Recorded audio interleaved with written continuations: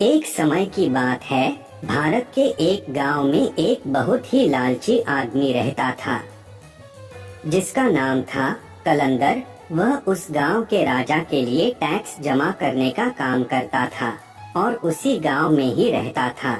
उसका काम राजा के लिए टैक्स जमा करना था।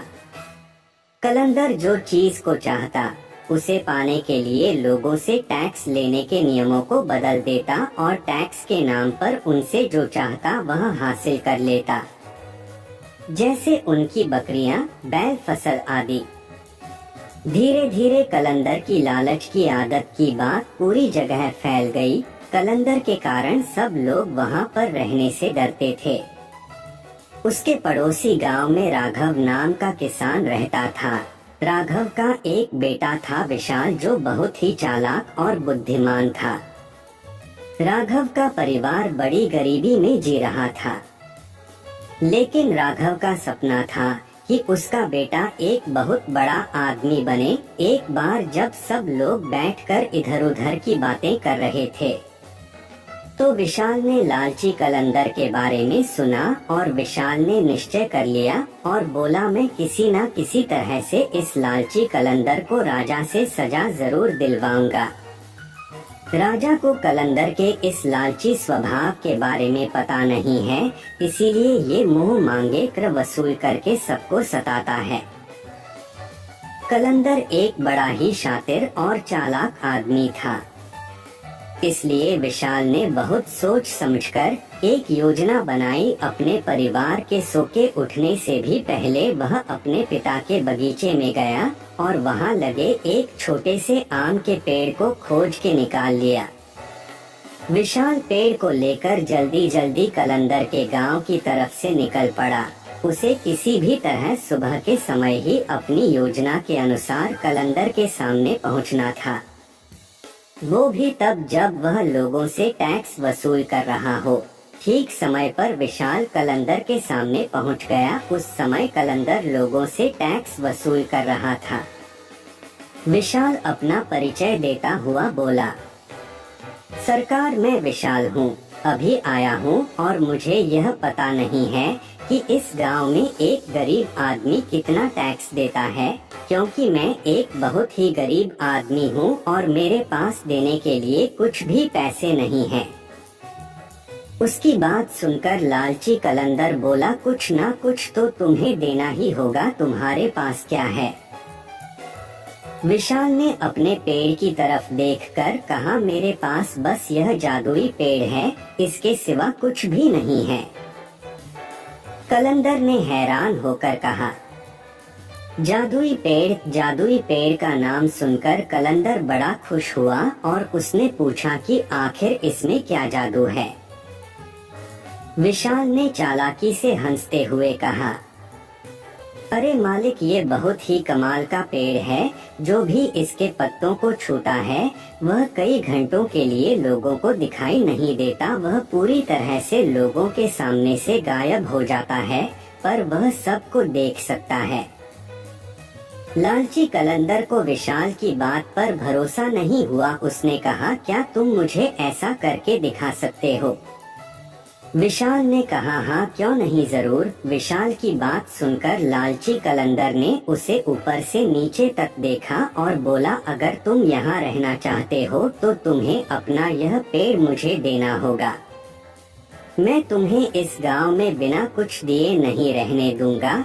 और इससे पहले कि विशाल कुछ कहता, लालची कलंदर ने उसके हाथों से उसका पेड़ छीन लिया और दौड़ता हुआ अपने घर चला गया। घर जाकर उसने पेड़ की एक पत्ती तोड़ी और उसे अपने माथे पर रख लिया। वहीं पास में उसकी पत्नी बैठकर खाना पका रही थी। उसने अपनी पत्नी से पूछा, सुनो, क्या तुम मुझे देख सकती हो? पत्नी को कलंदर की बात सुनकर बहुत गुस्सा आया और वह बोली, क्यों नहीं देख सकती, क्या मैं तुमको अंधी नजर आती हूँ? अब कलंदर बड़ा परेशान हो गया। वह भागते हुए दूसरे कमरे में गया और उसने पेड़ की दूसरी पत्नी तोड़कर फिर अपने माथे पर लगाई। फिर वापस रसोई घर में आकर बोला, अब क्या तुम मुझे देख सकती हो? अब तो उसकी पत्नी को बहुत ज्यादा गुस्सा आने लगा है। जोर से बोली, तुम्हारा दिमाग तो ठीक है, आखिर तुम कहना क्या चाहते हो? क्यों मैं तुम्हें देख पाऊंगी? क्या तुम्हें लगता है कि मेरी आंखें खराब हो गई है? लालची कलंदर बड़ा ही परेशान हुआ। मैं फिर कमरे में गया। उसने फिर पेड़ की पत्ती तोड़ी, फिर उसे अपने माथे पर लगाया और फिर अपनी पत्नी के पास गया। फिर से दोहराया, क्या तुम मुझे अब देख सकती हो? पत्नी कलंदर के लगातार इस पागलपन से बड़ी परेशान हो गई थी। आखिर गुस्सा होकर उसने कहा, नहीं, मुझे तुम दिखाई नहीं पड़ रहे हो, मैं तुम्हें नहीं देख सकती। लालची कलंदर तो जैसे यही सुनना चाहता था। वह खुशी से पागल हो गया। उसने सोचा कि वह गांव में जाकर इस पेड़ के जादू को परखेगा। वह चौराहे पर खड़े होकर पेड़ की पत्ती माथे पर लगाए विचित्र विचित्र प्रकार की हरकतें करने लगा, किंतु किसी गांव वाले ने कुछ भी नहीं कहा, क्योंकि वह उससे बात नहीं करना चाहते थे, क्योंकि उन्हें डर था कि कहीं वह उनसे टैक्स न मांगने लगे। लेकिन गांव वालों की कुछ भी न कहने से लालची कलंदर ने समझा कि वह पेड़ सचमुच ही जादुई पेड़ है। फिर उस दिन के बाद उसे जो चीज पसंद आती वह उठाकर ले जाता। वह बाजार जाता, किसी दुकान से बांसुरी, किसी दुकान से फल फूल, कहीं से कपड़े। सब उसे ऐसा करते देखते पर डर के मारे उसे कभी मना नहीं करते। लेकिन वह लालची कलंदर यह समझता कि वह किसी को दिखाई नहीं देता, इसलिए कोई उसे कुछ नहीं कहता। एक दिन गांव को देखने के लिए राजा की शाही गाड़ी गुजरी। कलंदर ने देखा कि राजा की गाड़ी में बेशकीमती हीरे जवाहरात आदि से सजी हुई थी। लालची कलंदर ने आदत के अनुसार पेड़ का पत्ता अपने माथे पर रखा और राजा की बग्गी से हीरे जवाहरात चुराने लगा। सरेआम उसकी यह हरकत देखकर राजा को बड़ा गुस्सा आया। उन्होंने चिल्लाकर कहा, गिरफ्तार करो इसे। अब लालची कलंदर बड़ा परेशान हो गया। उसने कहा, महाराज मुझे क्षमा करें, इसमें मेरी गलती नहीं है। एक गरीब आदमी ने मुझे यह जादुई पेड़ दिया जिसकी पत्तियां अपने सर पर रखकर मैं अदृश्य हो जाता था। लेकिन आज मुझे पता चला कि वह झूठ बोल रहा था, क्योंकि आपने मुझे देख लिया और मैं गायब नहीं हुआ। राजा को उसकी बात सुनकर बहुत गुस्सा आया। राजा ने कहा, यह तो बिल्कुल ही पागलों की तरह बात कर रहा है। क्या कोई पेड़ ऐसा भी होता है जिसकी पत्ती माथे पर रखकर कोई गायब हो जाता है? ऐसे पागल आदमी को हम टैक्स वसूली के काम पर नहीं लगा सकते। राजा ने तुरंत ही कलंदर से उसकी नौकरी छीन ली और इसके बाद लालची कलंदर सारी जिंदगी उसी गांव में लोगों के सामने अपना मुंह छुपाकर जीता रहा। अपने लालच के कारण उसे सारी जिंदगी शर्मिंदगी झेलनी पड़ी।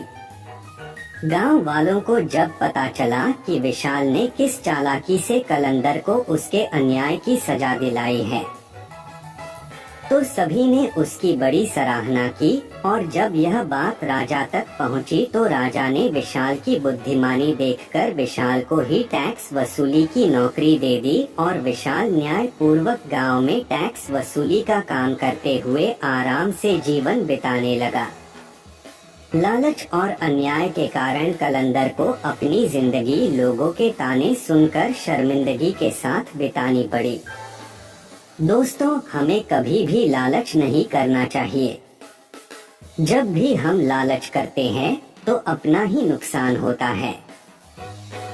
जिस तरह इस कहानी में कलंदर ने लालच किया और अपनी नौकरी और इज्जत दोनों ही खो बैठा।